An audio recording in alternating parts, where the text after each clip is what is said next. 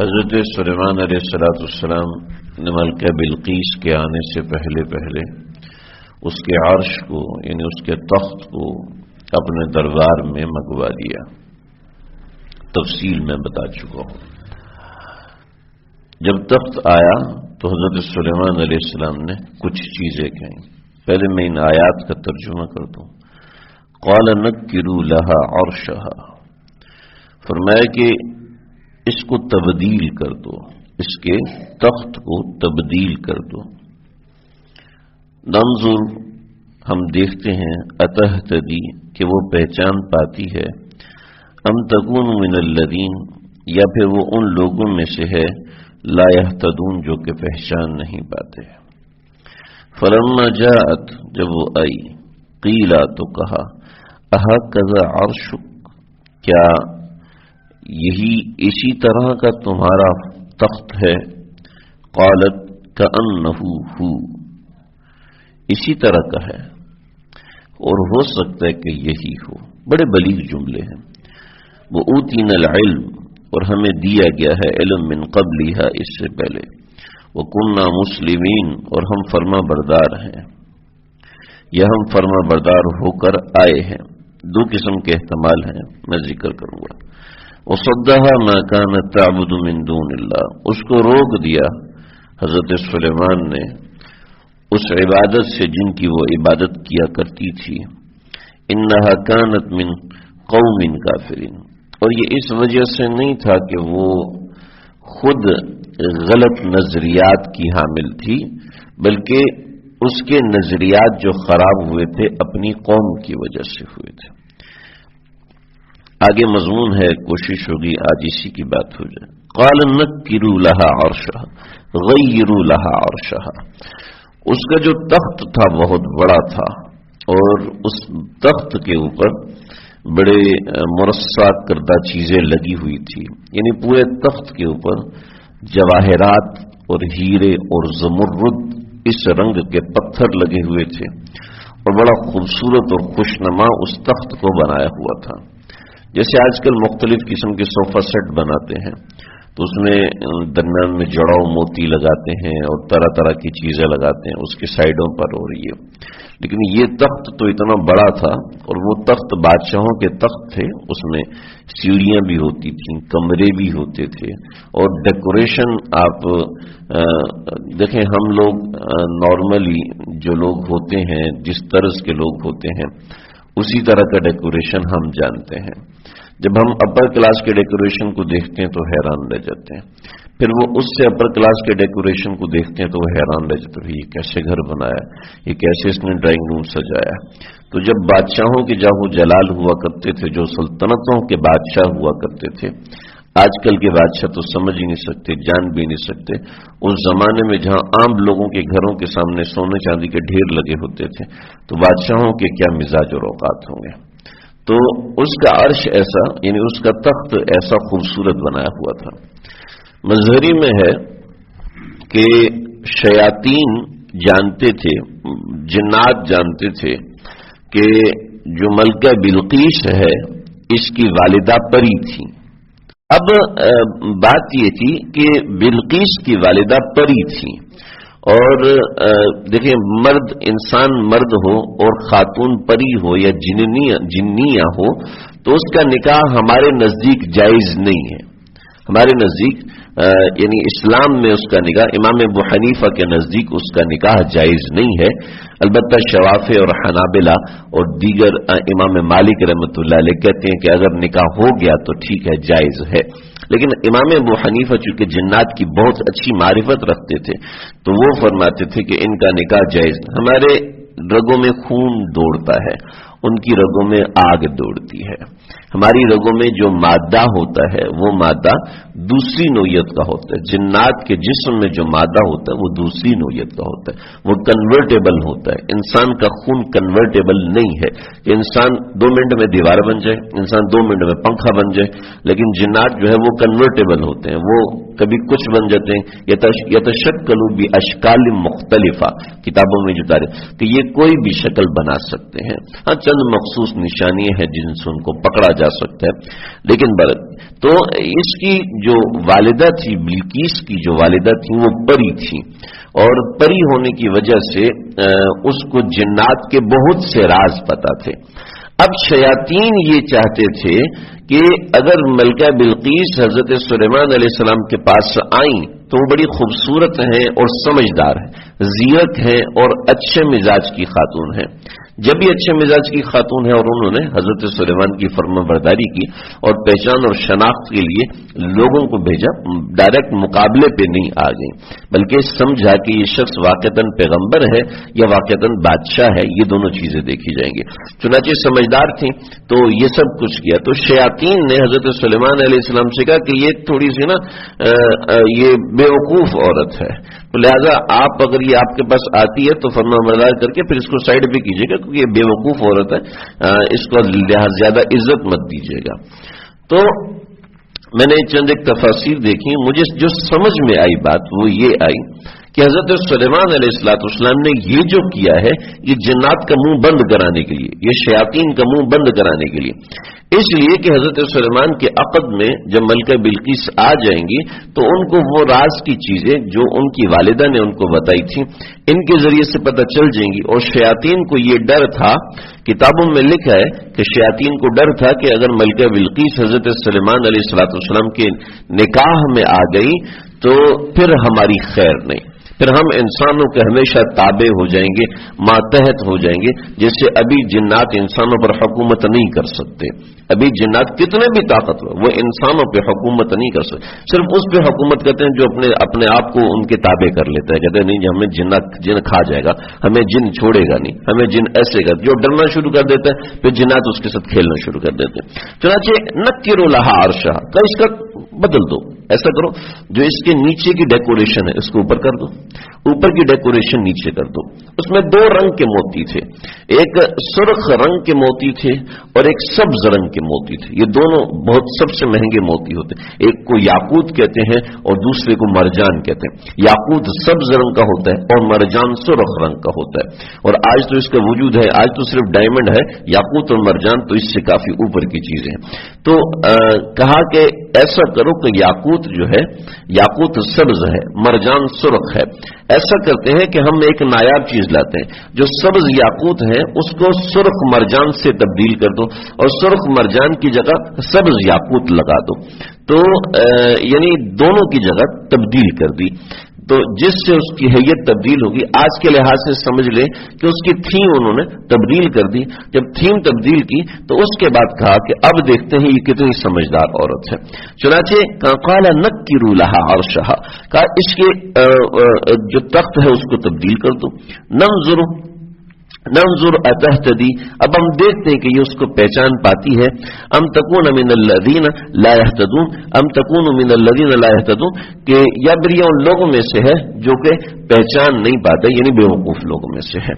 فلما جاءت، پھر جب وہ آئیں، قیل، تو کہا گیا ان سے اہکذا عرشک، آپ کا تخت اسی طرح کا ہے؟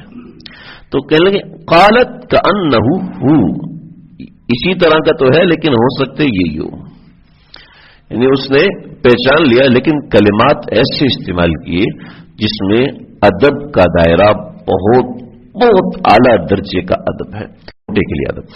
چنانچہ ملکہ بلقیس پہچان تو گئی لیکن کلمات ایسے استعمال کیے کہ اس سے سمجھا دیں کہ میں اس بات کو سمجھ گئی ہوں کہ اس میں تبدیلی کی گئی، لیکن مجھے آپ کے بارے میں یہ جو ہے کہ میں نکلی ہوں وہاں پہ پوری سپیڈ میں اور آپ کے پاس پہنچی ہوں اور میرا تخت مجھ سے پہلے یہاں پر پہنچ چکا ہے، تو یہ قدرت کی بات ہے۔ اس کے اوپر حیرت کا اظہار کرنے کے لیے کأنہ کا لفظ استعمال، کہ گویا کہ یہ وہی ہے، گویا کہ یہ وہی ہے، ایسے کلمات استعمال کیے، حالانکہ پہچان چکی تھی کہ یہ وہی چیز ہے، یہ وہی میرا تخت ہے جس کو یہاں پر لایا گیا۔ چنانچہ آپ دیکھیں کہ اگر آپ گھر یہاں سے باہر نکلے اور آپ کا چپل دھلا ہوا ہو تو آپ پہچان نہیں سکتے، پہلے گندا چپل پہن کے آئے تھے، لیکن دھلنے کے بعد آپ اپنے چپل کو نہیں پہچانیں گے، بالکل پہچانیں گے اگر آپ سمجھدار انسان ہیں۔ تو ملکہ بلقیس اس چیز کو سمجھ گئی، اس سے جنات کا منہ بھی بند ہو گیا کہ جنات جو کہتے تھے کہ یہ بیوقوف عورت ہے، یہ بیوقوفی بھی ختم کر دی گئی، اور اسی طریقے سے حضرت سلیمان نے ثابت بھی کر دیے جنات کے اوپر کہ تم جس عورت کو بیوقوف سمجھ رہے ہو یہ بیوقوف نہیں ہے۔ پھر آگے فرمایا وَأُوتِينَا الْعِلْمَ مِنْ قَبْلِهَا، یہاں پہ دو باتیں ہیں۔ یہ بات ہے ملکہ بلقیس کی طرف سے، اے سلیمان آپ اس طریقے سے ہمیں ثابت کر رہے ہیں کہ آپ کے پاس طاقت ہے، جاہ و جلال ہے، اللہ کی نبوت ہے، لیکن اس سے پہلے جو معاملات ہوئے ہیں ان معاملات سے ہی ہمیں سمجھ میں آ گئی تھی کہ آپ اللہ کے پیغمبر ہیں، جیسے کہ ہدہد پیغام دے کر گیا اس طریقے سے ہمیں سمجھ میں آیا، پھر آپ نے ہمارے ہدایہ واپس کیے اس طریقے سے ہمیں سمجھ میں آیا، آپ سے جو سوالات کیے تھے ان سوالات کا جواب آپ نے بالکل صحیح دیا، جیسے کہ سوال یہ کیا، ایک سوال یہ کیا تھا کہ یہ پیالہ ہے اس کو ایسے پانی سے بھر کے دیں جو پانی نہ زمین سے نکلا ہو اور نہ آسمان سے نازل ہوا ہو، تو حضرت سلیمان علیہ السلام نے فرمایا کہ یہ کون سی مشکل بات ہے، چنانچہ گھوڑوں کو بھگایا اور اتنا بھگایا کہ ان کا پسینہ ٹپکنا شروع ہوا، اور پسینہ ٹپکنے کے بعد اس کے نیچے پیالہ رکھا اور اس پیالے کو ان کے پسینوں سے بھرا اور کہا کہ یہ وہ پانی ہے جو نہ آسمان سے نکلا نہ زمین سے نکلا ہے۔ پھر اس کے بعد ایک اور سوال تھا کہ اللہ رب العزت کا رنگ کیا ہے، اللہ رب العزت کا رنگ کیا ہے، تو حضرت سلیمان علیہ السلام اسی وقت سجدے میں گرے اور اللہ کے دربار میں حاضر ہوئے کہ اللہ اس نے مجھ سے ایسا سوال کیا ہے جو مجھے بھی نہیں معلوم، تو مجھے اب اس کا جواب چاہیے کہ میں کیا جواب دوں۔ تو اللہ رب العزت نے فرمایا سلیمان آپ ان کے پاس جائیں اور ان سے کہ ذرا سوال دہرائیں۔ جب انہوں نے سوال دہرایا، جب سوال دہرایا تو کہنے لگے کون سا سوال؟ کہ وہ پانی والا سوال ہے، اس کے علاوہ کوئی سوال ہے؟ اس کے علاوہ سوال تو تھا لیکن ہمیں یاد ہی نہیں، جہاں سوال لکھا ہوا تھا وہاں سے سوال مٹ گیا۔ پھر ملکہ بلقیس جس نے سوال کر کے بھیجا تھا اس کو بھی سوال بھول گیا۔ تو یہ جو چیز ہے یہ ایسی بات، یہ ایسی چیز ہے جو ہمیں نظر آ رہی ہے کہ یہ آپ واقعتاً اللہ کے پیغمبر ہیں۔ تجلیات سلویہ ایسی مضبوط تھی کہ سامنے والے کے دل سے وہ چیز ہی مٹا دی، حالانکہ سامنے والے کے دل سے کوئی چیز مٹانا ناممکن ایک عمل ہے، لیکن اللہ رب العزت اپنے خاص لوگوں کو یہ چیز وَأُوتِينَا الْعِلْمَ مِنْ قَبْلِهَا، ہمیں اس سے پہلے علم پتہ چل گیا تھا، وَكُنَّا مُسْلِمِينَ، اور ہم فرما بردار ہو کے حاضر ہوئے ہیں، ہم فرما بردار ہو کے حاضر ہوئے۔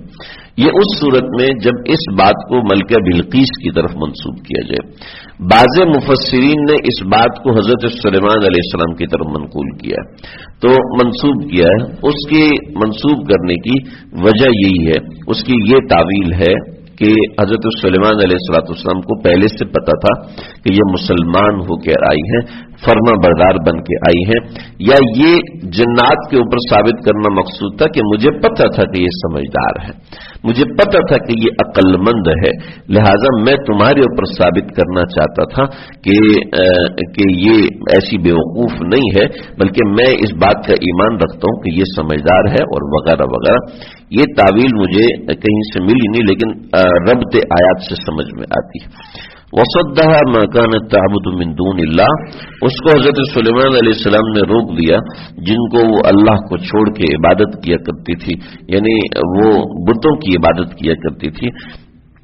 إِنَّهَا كَانَتْ مِن قَوْمٍ كَافِرٍ وَصَدَّهَا مَا كَانَتْ تَعْبُدُ مِن دُونِ اللَّهِ، یہاں بیماری بیان کی ہے کہ ملکہ بلقیس کی بیماری کیا تھی؟ بیماری یہ تھی کہ وہ اللہ کے علاوہ دوسروں کو معبود سمجھتی تھی، یعنی اللہ کے علاوہ سورج کو پرستش کا قابل سمجھتی تھی۔ لیکن اس کی کیا وجہ ہے؟ اس کی وجہ یہ انہا کانت من قوم کافرین، یہ اس لیے بیماری تھی کہ وہ قوم کافرین میں سے تھی، یعنی کافروں کی قوم میں سے تھی، تو اپنی قوم کو دیکھتی آئی تھی کہ میری قوم سورج کی پرستش کرتی ہے، تو وہ بھی اس میں لگ گئی تھی، اس کا کوئی ایسا بنیادی نظریہ نہیں تھا۔ تو سمجھ لیں کتنا بھی سمجھدار انسان ہے اس کے اوپر اس کے دائیں بائیں کا ماحول اثر کرتا ہے، اور دائیں بائیں کا ماحول اس کی قیمت لگاتا ہے۔ دائیں بائیں کا ماحول بڑا اہم۔ یہ کافر اس وجہ سے تھی کہ یہ قوم کافرین میں سے تھی، یعنی اتنی سمجھدار عورت ہو کے پھر بھی قوم کافرین میں سے ہونے کا اثر ہوا کہ اس نے کفر اپنا لیا. لہذا یاد رکھنا کہ جس کے ساتھ بیٹھو گے اس کی طرح کے ہو جاؤ گے. سعدی شیرازی رحمۃ اللہ علیہ فرماتے ہیں کہ خوشبو کی دکان میں بیٹھو, خوشبو نہ لگاؤ تب بھی کپڑوں سے خوشبو آتی ہے, اور لوہار کے پاس بیٹھو جو لوہے کو کوٹتا ہے, تلوار بناتا ہے, تالے بناتا ہے, لوہار کے پاس بیٹھو لیکن آپ لوہے کو نہیں کوٹو, لوہے کو نہ جلاؤ, لیکن آپ کے کپڑوں سے لوہے کی جلنے کی اور آگ کی بدبو آئے گی, آپ کے جسم پہ پسینہ آئے گا. آپ سگریٹ نہیں پیتے لیکن سگریٹ والے کے ساتھ بیٹھ جائیں, آپ کے کپڑوں سے اسمیل آنا شروع ہو جائے گی, بدبو آنا شروع ہو جائے گی. چنانچہ آپ جس کے ساتھ بیٹھتے ہیں اس کے ساتھ بیٹھنے سے اثر ہوتا ہے, اس کے ساتھ بیٹھنے سے آپ کے قلب متغیر ہوتا ہے, آپ کے قلب پہ, دل پہ اس کا اثر ہوتا ہے, اور اس کا اثر ایمان پر ہوتا ہے.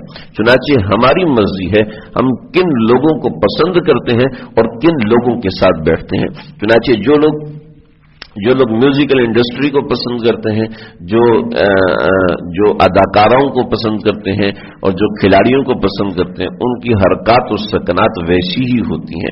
صحبت صالح ترا صالح کنن, صحبت طالع ترا طالع کنن, کہ اگر نیک صحبت میں رہو گے تو نیک بن کے رہو گے, اگر بری صحبت میں رہو گے تو کتنے ارادے کر لو برے بن کے رہو گے. تو یہ ایک پکی بات ہے. تو ملکہ بلقیس بادشاہ ہو کر دائیں بائیں کی صحبت نے اثر کیا ہے, اور دائیں بائیں کی صحبت نے اثر کیا. تو صحبت اثر کرتی ہے.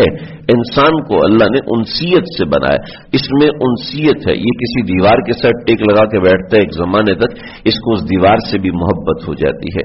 تو ظاہری بات ہے انسان میں انسیت ہے, لہذا دائیں بائیں کی چیزیں اثر کرتی ہیں. حضرت سلیمان علیہ الصلوۃ والسلام کی صحبت میں آنے سے وَصَدَّهَا مَا كَانَتْ تَعْبُدُ مِن دُونِ, نیک صحبت میں آئی, اس بری چیز سے روک دی گئی. حضرت سلیمان نے روک دیا. چنانچہ نیک صحبت بری صحبت کے اثر کو زائل کرتی ہے. حضرت سلیمان علیہ السلام نے ملکہ بلقیس کے حوالے سے جو بات واضح فرما دی شیاطین کے سامنے, یا ملکہ بلقیس کے سامنے یہ واضح ہو گیا کہ سیدنا سلیمان علیہ السلام واقعتاً پیغمبر ہیں, صرف بادشاہ نہیں ہیں. لیکن یہ وہ انسان ہے جن کو اللہ رب العزت نے کائنات کے اندر بادشاہی بھی عطا فرمائی ہے اور نبوت بھی عطا فرمائی.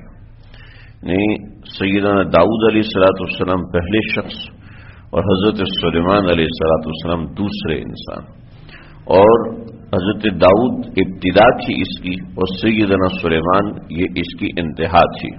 یعنی اس کا پیک لیول تھا حکومت کا اور نبوت کا, بہت ہی اونچا مقام تھا. حضرت سلیمان علیہ السلام نے اس آیت مبارکہ میں اس کے سامنے اپنی بادشاہت کی کاریگری بھی واضح کر دی کہ صرف نبوت کی وجہ سے نہیں بلکہ ہنر ایسا ہے کہ اللہ نے بادشاہت بھی دی ہے, اور بادشاہت یعنی سیاست یہ ایک ہنر ہے.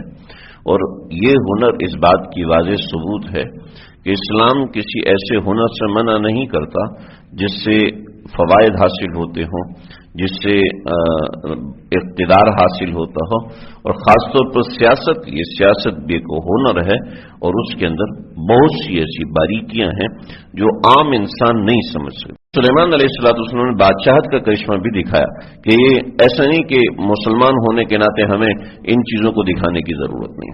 اس کی کیا وجہ تھی؟ اس کی وجہ میں بتاتا ہوں, پہلے آیت کو سمجھ. قیل لہا, اس سے کہا گیا, ادخل الصرح, اس محل میں داخل ہو. صرح اس محل کو کہتے ہیں جو کہ شیشوں کی مینا کاری سے بنایا گیا ہو, جس کو آج کی زبان میں کہیں گے شیش محل. یعنی بعض جگہوں پر شفاف شیشے, بعض جگہوں پر وہ شیشے جو کہ آئینے کے طور پر استعمال ہوتے ہیں، بعض جگہوں پر چمکیلے شیشے، بعض جگہوں پہ لینزز. تو یہ ایک الگ کاریگری ہے. ہمارے جو کنسٹرکشن سسٹم ہے وہ ترقی کرتے کرتے کرتے ایک موقع پہ آتا ہے کہ وہ شیش محل بنا سکیں. پاکستان میں تو شاید میرے علم میں نہیں کہ پاکستان میں کوئی شیش محل ہے، لیکن شیش محل یہ بہت بڑی کاریگری ہے. ہر شخص اس کے اوپر کام نہیں کر سکتا. کنسٹرکشن بزنس کی انتہا پہ جا کے انسان شیش محل کا کام کر سکتا ہے، ورنہ یہ کوئی آسان بات نہیں ہے. تو ادخل الصرح، اس شیش محل میں داخل ہو، یعنی شیشے کے بنے ہوئے محل میں داخل ہو. فلما رأته حسبته لجا، وہ ایسا تھا کہ پورا بلڈنگ بنائی ہوئی تھی شیشے کے ذریعے، لیکن اس شیشے کے ساتھ معاملہ ایسا تھا کہ نیچے زمین میں کھدائی کی اور اس کے اندر بالکل سفید ماربل لگایا، بالکل سفید ماربل. آپ لوگوں نے اگر کنسٹرکشن سائٹ کو دیکھا ہو تو بالکل سفید ماربل بہت مشکل سے ملتا ہے یا تقریباً ناممکن ہو جاتا ہے.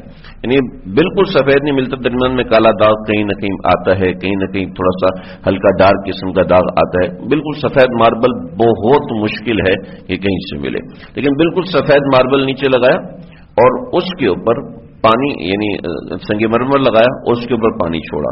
اور وہ پانی ایسے چھوڑا، بعضی روایت کے مطابق وہ پانی چھوڑا، اس کے ساتھ اندر مچھلیاں بھی چھوڑی اور مینڈک بھی چھوڑے. لیکن اس کی تفسیری صرف مظہری ہے، ابن کثیر نے اور مدارک نے ایک دو روایت میں کی ہے، لیکن اس طرف زیادہ توجہ نہیں ہے. بلکہ یہ تھا کہ شفاف پانی تھا، شفاف پانی میں بھی مچھلی اور یہ چیزیں چھوڑی جا سکتی ہیں. لیکن بہرحال شفاف پانی تھا اور اس کے اوپر پورے شیشے کا فرش بنایا.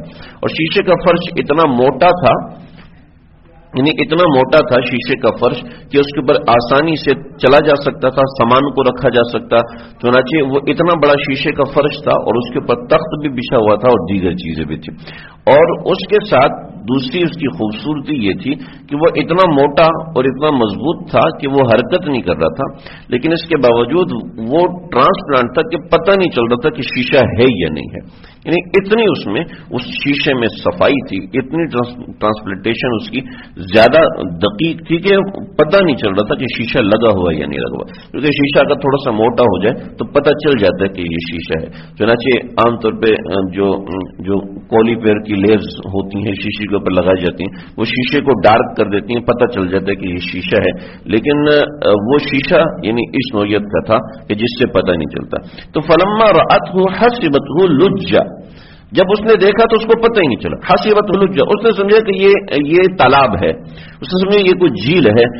اور جب اس نے یہ سمجھا تو کشفت عن ساقیہا، تو اس نے اپنے پنڈلیاں اٹھا لی، یعنی اپنے جو پہنچے تھے اوپر اٹھا لیے کہ پاؤں جو ہے وہ میرے کپڑے گیلے ہو جائیں گے، پانی کے اندر جاؤں گی. تو قال، تو فرمایا انه صرح ممرد من قواریر، فرمایا کہ یہ صرح ہے، یہ شیش محل ہے، ممرد جو کہ بنایا گیا ہے، من قواریر، چھوٹے چھوٹے شیشوں سے بنایا گیا ہے. تو آپ جس کو پانی سمجھ رہی ہو وہ پانی نہیں بلکہ وہ شیشہ ہے، پانی اس کے نیچے ہے. رب انی ظننت، تو پھر اس نے کیا کہا. اب یہاں پر بہت سے لوگوں نے عجیب عجیب طرز کی باتیں لکھی ہیں، مستند تفاسیر میں لکھی گئی ہیں، جو کہ یہ ہے کہ حضرت سلیمان علیہ السلام ملکہ بلقیس سے نکاح کرنا چاہتے تھے. اور کسی نے کہا تھا کہ ملکہ بلقیس کے پاؤں جو ہیں وہ اس طریقے سے ہیں جیسے کہ کھر ہوتا ہے، میں نے پیچھے ذکر کیا تھا، جیسے کہ کھر ہوتا ہے جانور کا، ایڑیاں ایسی ہیں اور آگے پاؤں انسان والے ہیں. تو کہا کہ میں دیکھنا چاہتا ہوں کہ واقعتاً اس کی ایڑیاں اور ٹخنے جانوروں کے کھروں جیسے ہیں یا واقعتاً صحیح ہیں. اب آپ خود سمجھیں کہ اگر کوئی زیرک و سمجھدار انسان ہے وہ کسی عورت سے پوچھ سکتا ہے کہ مجھے آپ کے بارے میں یہ اطلاع ملی ہے، یہ خاص طور پہ اس کے لیے شیش محل بنوانے کی کیا ضرورت ہے؟ یہ بات عقل میں بھی نہیں آتی. چہ جائے گی کہ ایک بادشاہ اور پیغمبر ہونے کے ناطے ہم اس کو یہ سوچیں. ایک بات یہ، اور اسی طریقے سے دوسری بات، اس کے آگے کچھ باتیں ایسی ذکر کی ہیں جو میں ذکر کرنا ضروری نہیں سمجھتا ہوں، بڑی تفصیل ہے اس کے اندر. دوسری بات اس کے ساتھ مزید جو صفائی کی بات ہے وہ میں کروں کہ حضرت سلیمان علیہ السلام کو جنات ایک ایک چیز کی خبر دے رہے تھے ملکہ بلقیس کے بارے میں، تو وہ یہ نہیں بتا سکتے تھے اس کے پاؤں کیسے ہیں. تو یہ دو اس کے جوابات ہیں جو اس کو رد کرتے ہیں.